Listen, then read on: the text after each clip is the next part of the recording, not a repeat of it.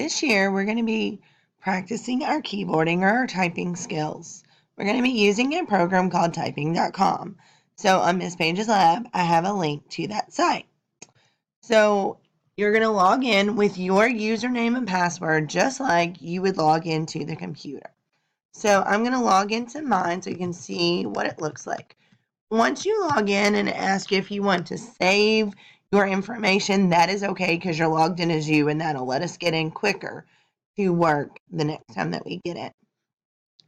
So right now I'm on lessons, and we will be working on lessons, but right now I want you to go to the test area. Yes, there is a games area, and at some points this year I will allow you to go there, but we're not doing that just yet. So we're going to go to tests, and I want you to click on take a 1-minute typing test just to get your fingers warmed up and ready to go. When you click on a typing test, you will see the letter that you're typing in blue and it will be underlined. If it is capital and you type it lowercase, it will not count it as correct. If it is lowercase and you type it capital, it will count it wrong. So you have to make sure you're using your shift key to make it capital only when necessary.